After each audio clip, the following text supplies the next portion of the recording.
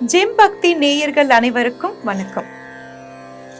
அறிந்தும் அறியாமலும் நிகழ்ச்சியில் உங்களை மீண்டும் சந்திப்பதில் மிக்க மகிழ்ச்சி அடைகின்றோம். பெற்றோர் செய்த பாவம் பிள்ளைகளை சேரும் என்பதற்கு கிருஷ்ணர் சொன்ன குட்டி கதை. குருஷேத்திர போர் முடிந்த சமயத்தில் திருதராஷ்டிரன் கிருஷ்ணரிடம், கிருஷ்ணா, நான் குருடனாக இருந்த போதும் விதுரர் சொல் கேட்டு தர்ம நியாயங்களுடன் அரசாட்சி செய்தேன். அப்படி இருக்க ஒருவர் கூட மீதமில்லாமல் எனது 100 பிள்ளைகளும் இறந்ததற்கு காரணம் என்ன என்றார். அதற்கு கிருஷ்ணர், உனக்கு நான் ஒரு கதை சொல்கின்றேன், அதற்கு பதில் சொன்னால் நீ கேட்ட கேள்விக்கு பதில் தருகின்றேன் என்றார். கதையை சொல்ல ஆரம்பித்தார்.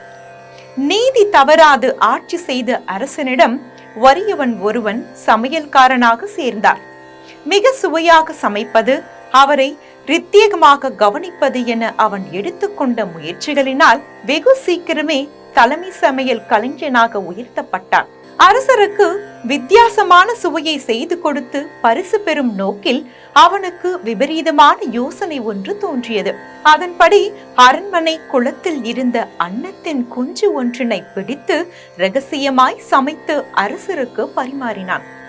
தான் சாப்பிடுவது என்னதென்று தெரியாமல் அச்சுவையில் மயங்கிய மன்னர் அதை மிகவும் விரும்பி சாப்பிட்டதோடு அடிக்கடி சமைக்குமாறு கட்டளையிட்டார். அதோடு அந்த சமையல்காரனுக்கு பெரும் பரிசும் அளித்தார். திருதராஷ்டிரா, இப்போது சொல் என்றார் கிருஷ்ணன்.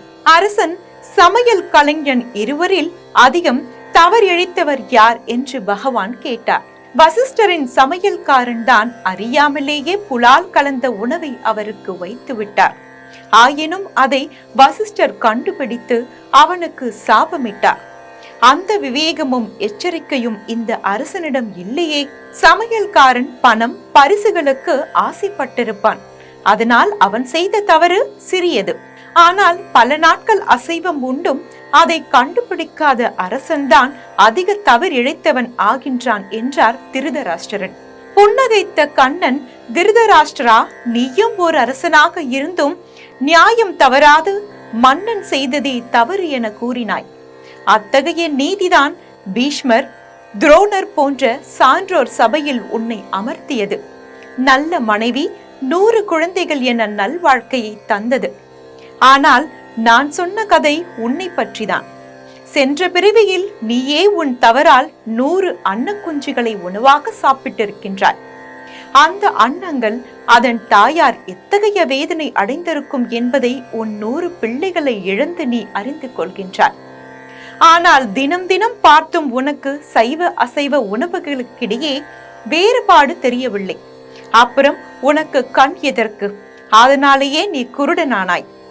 தெய்வத்தின் சன்னிதானத்தில் ஒருபோதும் நீதி தவறாது. அவரவர் வினைக்கேற்பவே அவரவர் வாழ்வு அமையும். மீண்டும் அறிந்தும் அறியாமலும் நிகழ்ச்சியில் உங்களை சந்திக்கும் வரை நன்றி, வணக்கம்.